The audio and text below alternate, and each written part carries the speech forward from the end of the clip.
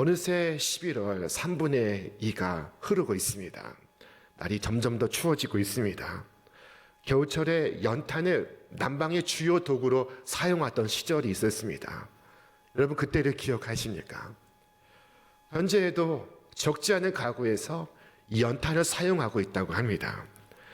안도현 시인의 연탄 한 장이라는 제목의 시 한 구절이 이와 같습니다.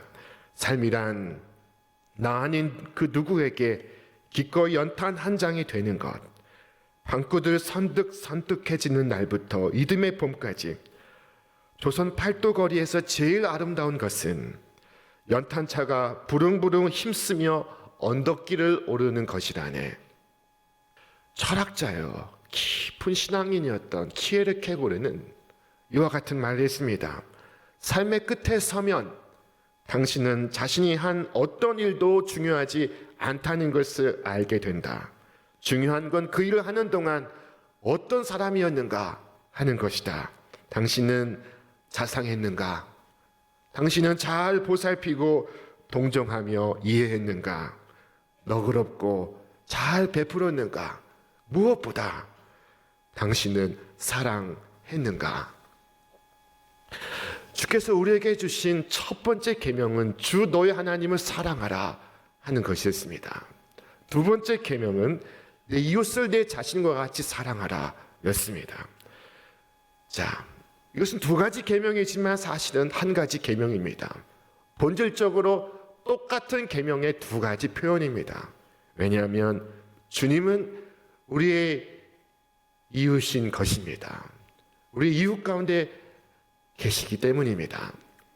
마지막 심판날에 사람들이 놀라서 주님께 묻는다고 했습니다. 오 주님, 우리가 언제 주님 헐벗은 것을 보았으며 주께서 굶주린 것을 보았으며 주께서 옥에 갇힌 것을 보았습니까? 우리는 그런 주님을 본 적이 없습니다. 우리가 보았더라면 가만히 있었겠습니까? 당장 손을 내밀어 도왔을 것입니다. 그러나 그때 주님께서 무엇이라고 말씀하셨습니까? 우리 말씀 같이 읽겠습니다. 내가 진실로 너희에게 이르노니 이 지극히 작은 자 하나에게 하지 아니한 것이 곧 내게 하지 아니한 것이니라. 주님은 놀랍게도 작은 자, 곧 가난한 자, 헐벗은 자, 굶주린 자와 자신을 동일시하고 있습니다. 그들에게 행한 것을 자신에게 행한 것으로 받아들이시고 있습니다. 우리는 종종 호의를 베풀지만 배은망덕한 사람을 볼 때가 있습니다. 자, 감사하지 않고 악하기까지 하는 사람을 볼 때도 있습니다. 그럼에도 불구하고 우리가 친절해야만 하는 그 이유는 주님은 우리가 행한 그 모든 일을 당신에게 행한 것으로 간주하시기 까닭입니다. 자, 그러나 이웃을 사랑하라 하는 것은 참으로 어려운 계명입니다. 어떤 분은 말합니다. 목사님, 저는 살면서 어느 누구에게도 폐를 끼친 적이 없습니다. 제 신조는 남에게 폐 끼치지 말고 살자입니다. 어느 누구에도 해를 주지 않으려고 합니다. 그러십니까? 좋습니다. 그러나 그 행위가 온전한 것은 아닙니다. 이웃에게 폐를 안 끼치는 것만으로 충분치 않습니다. 왜냐하면 주님은 이웃을 사랑하라 하셨기 까닭입니다. 이웃에게 해를 주지 않는 것으로는 충분치 않습니다. 이웃을 내 몸과 같이 사랑해야 하는 것입니다. 어떤 분은 말합니다. 목사님 좋습니다. 돈이 필요하다면 돈을 내어놓겠습니다. 원한다면 말이죠. 좋습니다. 그러나 여러분이 가난한 이웃을 돕는다 하여도 여러분은 계명을 순종치 않을 수 있습니다. 여러분의 마음이 함께 가지 않는다면, 여러분의 친절이 여러분의 마음과 함께 가지 않을 때 여러분은 계명을 준수하고 있는 것이 아닙니다. 주님은 내 이웃을 내 몸과 같이 사랑하라 하셨습니다. 어떤 분은 말합니다. 목사님 이웃은 다 천사들이기 때문입니다. 내 이웃은 하나같이 왼수들입니다. 내 이웃들은 목사님 이웃처럼 그렇게 선한 사람들이 아닙니다. 제 이웃은 원수 같은 사람들입니다. 자, 그러십니까? 이웃들이 원수들이어서 이웃을 기쁘게 하는 것이 어렵다면, 그렇다면 주님을 기쁘게 하기 위하여 행하시기를 바랍니다. 주님은 욕을 먹을 때 욕으로 갚지 않으셨습니다. 주님은 십자가를 지고 나무에 매달려 못이 박힐 때 주님은 아버지여 저들을 용서하옵소서 기도하셨습니다. 나는 나의 이웃을 그렇게 사랑해야 합니다. 자, 이것은 정말로 어렵고 힘든 계명입니다. 우리가 이 계명을 순종해야만 하는 이유가 무엇입니까? 자, 우리가 이웃을 사랑해야 하는 이유가 무엇입니까? 우리가 우리의 가족을 사랑하고 형제를 사랑하고 이웃을 사랑하는 이유가 무엇입니까? 여기에는 네 가지의 강력한 이유가 있습니다. 첫째, 하나님께서 사랑하라고 말씀하시기 때문입니다. 하나님의 뜻은 언제나 최고의 법입니다. 성도는 그것이 무슨 유익이 되느냐고 묻지 않으며 그 효과가 무엇이냐고 따지지 않습니다. 다만 주께서 말씀하시니 순종하겠습니다 라고 할 뿐입니다. 내게 유익할 것을 알기 때문에서 아니라 주께서 명하셨기 때문에 행하는 것입니다. 옛적 이스라엘에는 고대 국가에서 볼 수 없는 유일한 법이 있었습니다. 그 법은 면제의 법이라고 불리는 법이었습니다. 이 법은 7년마다 채무자의 빚을 면제해주는 법이었습니다. 빚을 갚을 수 있는 사람은 반드시 빚을 갚아야만 합니다. 그러나 꾸어준 채권자는 갚지 못하는 빚에 대하여 7년마다 그 빚을 면제해 주어야만 했습니다. 우리 말씀 같이 읽겠습니다. 면제 규례는 이러하니라. 그의 이웃에게 꾸어준 모든 채주는 그것을 면제하고 그의 이웃에게나 그 형제에게 독촉하지 말지니 이는 여호와를 위하여 면제를 선포했습니다. 여호와를 위하여 그들은 이 법을 준수해야만 했습니다. 이것이 무슨 유익이 있느냐고 그들은 묻지 않았습니다. 그들은 여호와를 위하여 법을 준수해야만 했습니다. 우리가 이웃을 사랑하는 이유 두 번째, 그것은 바로 우리 자신을 위해서입니다. 남을 위해 살면 여러분 누구나 경험하는 것인데 그 자신이 행복해집니다. 나아가서 나의 그 행동은 내가 사는 이 세상을 더 낫게 만듭니다. 감옥이나 사형, 집행이 그 사회를 보다 더 낫게 만든 적이 없습니다. 원하면 얼마든지 교수형에 처하십시오. 그러나 그것으로 세상은 더 나아지지 않습니다. 자, 그러나 사랑은 우리가 사는 이 세상을 더 낫게 만듭니다. 우리가 나눈 친절이 더 큰 친절을 불러일으키고 우리가 나눈 사랑이 더 큰 사랑을 낳고 더욱 큰 소망을 불러일으킵니다. 우리가 사랑해야만 하는 이유 세 번째, 그것은 세상엔 내가 알지 못하는 가련한 이유들이 많기 때문입니다. 여러분, 세상엔 내가 다 깨닫지 못하는 고통들이 있습니다. 저 오래전 이야기입니다. 저 충남 공주의 파출소에서 근무하던 이훈규 경장이 있었습니다. 자, 이 사람은 그리 넉넉하지 않은 살림을 꾸리고 있었습니다. 20평 남짓한 작은 집에 장인 장모를 모시고 있었고 쌍둥이 두 아이들을 키우고 있었으며 최근에 한 아이를 낳았습니다. 7명이 복잡거리며 살고 있었습니다. 자, 어느 날 그의 파출소로 한 신고를 접수하게 되었습니다. 그것은 그 마을에 한 달에 3-4번씩 그 누가 밥과 반찬과 빵과 과일을 훔쳐간다는 것이었습니다. 이 파출소의 경장은 신고를 받고 그 마을을 찾아갔습니다. 주민들은 저 버려진 집에 사는 두 남매를 용의자로 지목했습니다.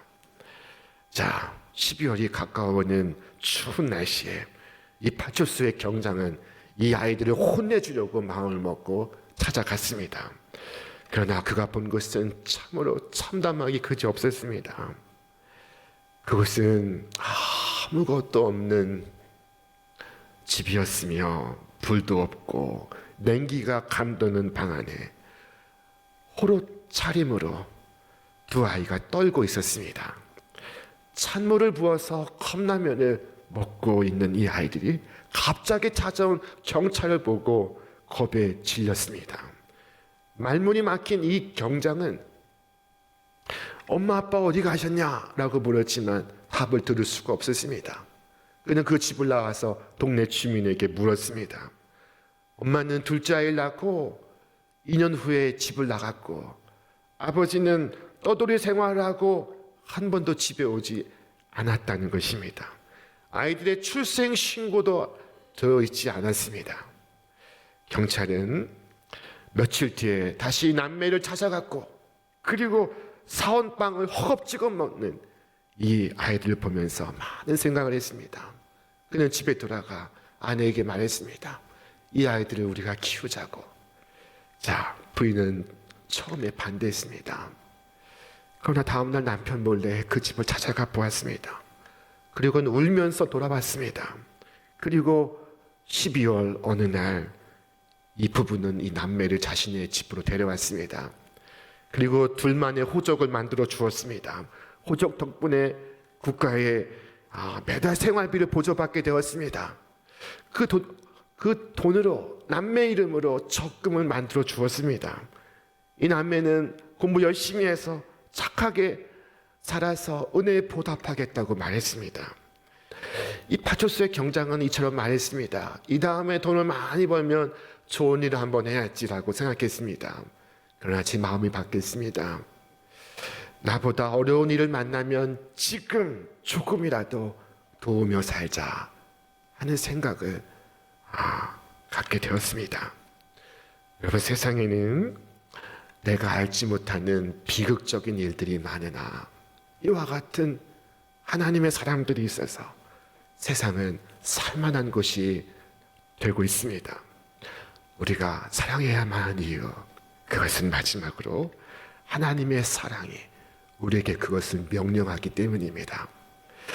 여러분이 그리스도를 사랑하기 전 그리스도는 여러분을 사랑하셨습니다. 여러분 속에 선한 것이 하나도 없을 때 그리스도는 여러분을 위하여 죽으셨습니다. 나는 그리스도를 모독하였고 멸시하였고 침을 뱉었고 배반하였으나 주님은 나를 사랑하셨습니다. 주님은 줄곧 나를 사랑하셨습니다. 그 사랑을 멈추신 적이 없으십니다. 내가 죄를 짓고 있을 때에도 나를 사랑하셨으며 내가 악하고 어리석을 때에도 주는 나를 사랑하셨으며 십자가 위에서 피 흘리사 나를 향한 당신의 사랑을 증명하셨습니다. 사랑하는 여러분, 우리가 가진 신앙이 주께서 우리를 사랑하신 것처럼 우리도 사랑하며 살아야 한다는 것을 말씀하지 않습니까? 사랑하지 않으면서 그리스도를 본받는다고 말할 수 있습니까? 이 세상 사람들이 차갑고 냉담한 모습을 보이면 세상은 다 그렇지라고 생각을 합니다. 그러나 예수 믿는 사람이 차갑고 냉정한 모습을 보이면 그것은 정말로 이상한 일이 되는 것입니다.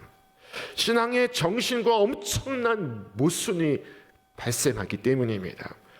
이웃을 사랑하지 않으면서 어떻게 주 예수 그리스도를 본받는 자가 될 수 있습니까? 여러분, 사회를 탓하거나 개인을 비난하기 전에 내가 할 수 있는 것을, 내가 해야만 하는 것을 행하며 살 수 있기를 바랍니다. 어느 날 한 율법사가 예수님께 물었습니다. 그는 인생이 하나님께 물을 수 있는 가장 중요한 질문을 던졌습니다. 선생님, 내가 어떻게 하여야 영생을 얻으리까? 내가 어떻게 하여야 영생을 얻으리까? 예수님이 그에게 물으셨습니다. 율법에 무엇이라고 기록되었느냐? 너는 그것을 어떻게 읽고 있느냐? 그러자 율법사는 주저없이 대답했습니다. 네 마음을 다하며 목숨을 다하며 힘을 다하며 뜻을 다하여 주 너의 하나님을 사랑하라. 또한 네 이웃을 내 자신같이 사랑하라 하셨나이다. 하나님을 사랑하고 이웃을 사랑하는 것, 그것은 완벽한 대답이었습니다. 주님은 그에게 말씀하십니다. 네 대답이 옳도다. 이를 행하라. 그러면 살리라.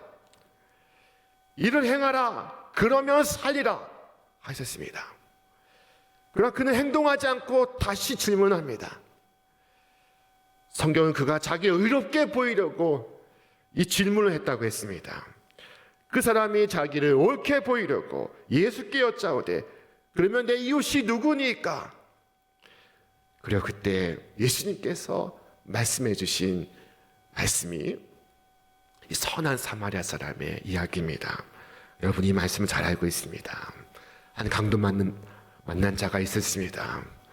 자, 그러나 이 사마리아 사람은 자신보다 앞서갔던 사람들과 달리 강도 만난 자에게 다가가 그 상처에 포도주를 붓고 올리브 기름을 붓고 그의 상처를 싸매어 줍니다. 그리고 그를 정성껏 돌보고 그의 짐승에 태워서 여관으로 데려갔습니다. 그는 그 여관에서 하루를 묵으며 그를 돌보고 이튿날 아침에 여관 주인에게 돈을 주며 말하기를 이 사람을 돌보아 주시오. 비용이 더 들면 내가 돌아올 때 갚으리이다. 주께서 율법사에게 물으셨습니다. 누가 강도 만난 자의 이웃이냐? 예수님께서 한 사람이 강도를 당한 이 사건을 두고 사회가 오늘 어떻게 이처럼 불평했느냐? 백주 대낮에 왜 불안당이 활개를 치느냐? 이 위험한 길을 왜 혼자 다니느냐?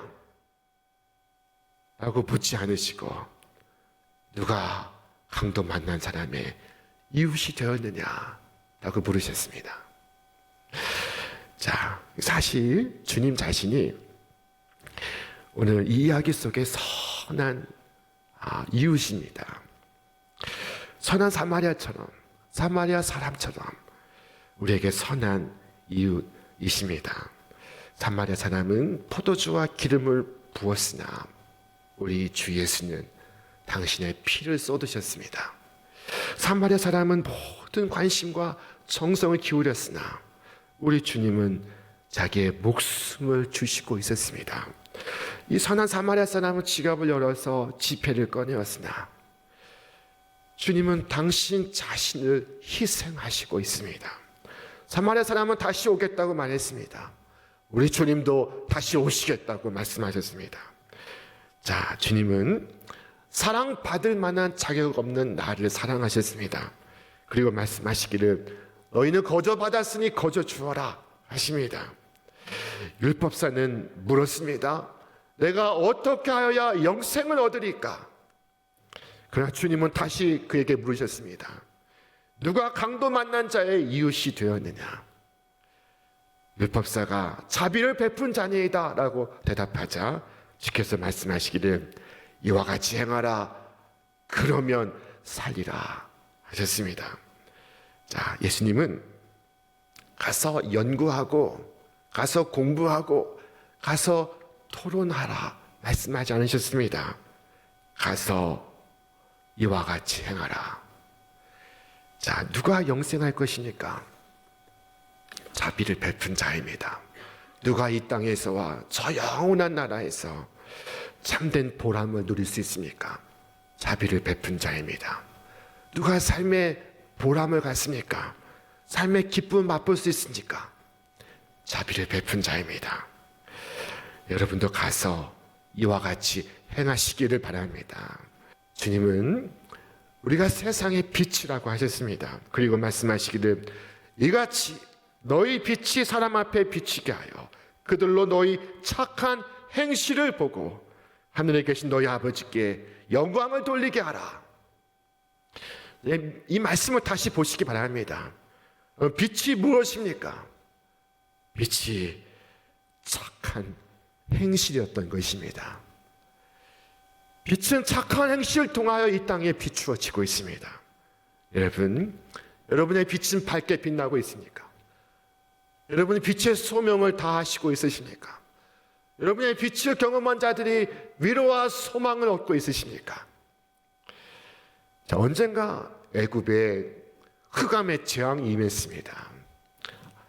자, 깊은 밤보다 더 깊은 어둠이 그 땅에 임했습니다. 사람들은 서로를 볼 수가 없었습니다. 이 재앙은 태양신의 아들을 자처하는 바로에게 임한 하나님의 재앙이었습니다. 자, 그런데 우리는 성경에서 놀라운 말씀을 듣습니다. 자, 우리 말씀 같이 읽겠습니다. 그동안은 사람들이 서로 볼 수 없으며 자기 처소에서 일어나는 자가 없으되 온 이스라엘 자손들이 거주하는 곳에는 빛이 있었더라. 이 세상이 제 아무리 어둡다 하여도 하나님의 백성들 위로 빛이 비추고 있습니다. 주님께서 이 계절에 얼마나 놀라운 빛을 우리에게 가져오시고 있으십니까? 이 계절에 얼마나 큰 사랑을 내게로 가져오시고 있으십니까? 자, 주께서 말씀하셨습니다. 우리 같이 읽겠습니다. 일어나라, 빛을 발하라. 이는 내 빛이 이르렀고 여호와의 영광이 내 위에 임하였음이니라. 주님의 영광의 빛이 여러분에게 임하고 있습니다. 여러분, 그 빛을 받아서 이 어두운 세상 비추는 작은 빛이 되시기 바랍니다. 여러분의 가정을 비추시고, 여러분의 자녀의 삶을 비추시고, 직장 동료의 삶을 비추시고, 여러분이 걸어가는 거리와 시장의 거리를 비추시기 바랍니다. 빛이 밤이 어두울수록 밤하늘의 별빛은 더욱 영롱하게 빛납니다. 빛을 발하라. 이 거룩한 소명에 응답하며 사시는 우리 신촌교회 성도들 다 되시기를 주님의 이름으로 축원합니다.